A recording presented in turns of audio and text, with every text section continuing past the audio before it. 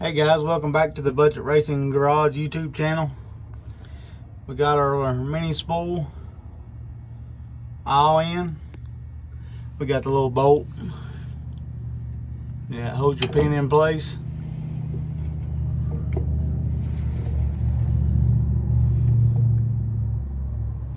Kind of slipped on it a little bit, but it'll be alright. You got your C-clips. They sit right behind those blocks, I would say, to help hold them in. This rear end probably needs new bearings eventually. It has got some play in it.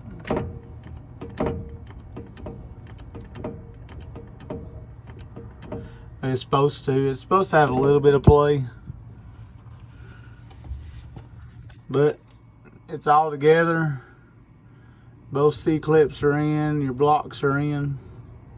It's pretty much like welding it, other than actual welding it. No, it's not this is gonna be posi no matter what.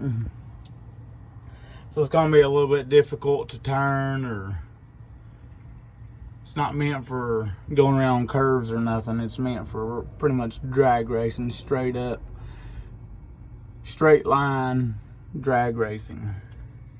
I'll show you what to take out of it here. This goes on the end of your diff pin. Let me lay the phone down here for a second and I try to get this the way it looks in the rear end.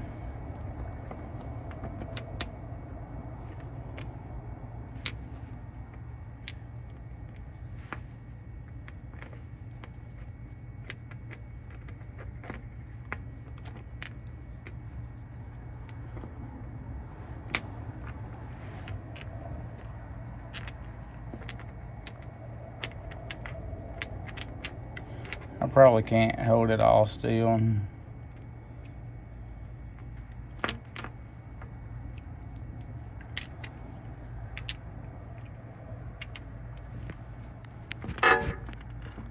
Anyway, not gonna be able to.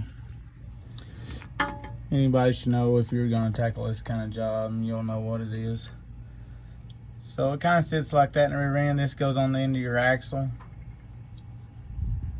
This is a 1986 S10, so it is a 26 spline. So I made sure I ordered the right mini spool for the S10. I think this rear end is a 7.5 with 26 spline axles. So what you do is, these are called spider gears.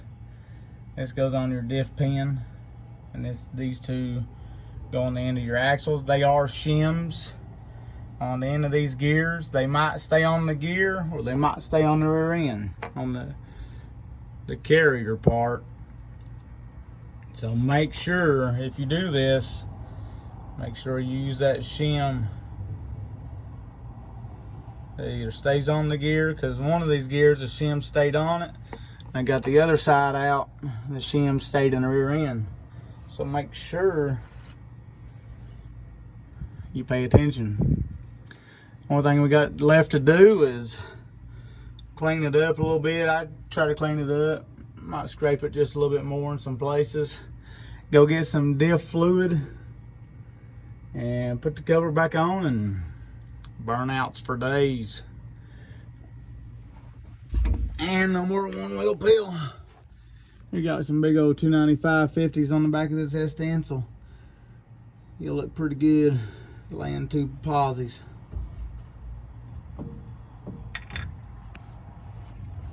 And if you watch, I'm rotating it backwards on this side. Well, this tire is turning backwards also. It's a full-time posi. It's just gonna make both tires spin regardless, because you pretty much locked it all up.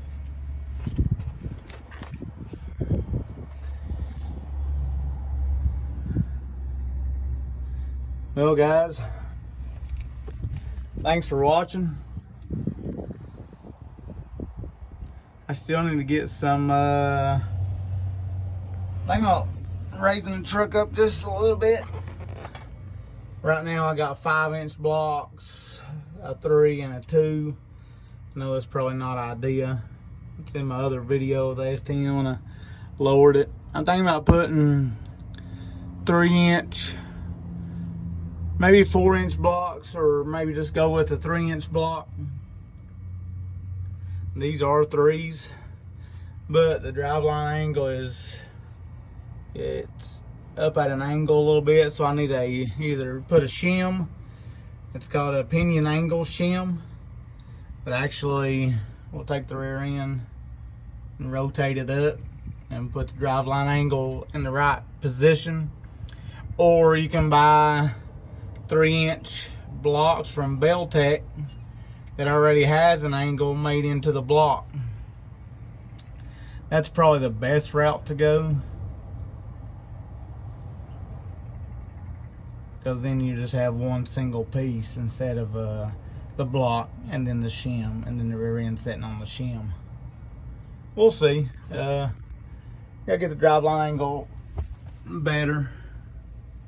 I don't know if you can see it in the video, but it is angled uphill a little bit.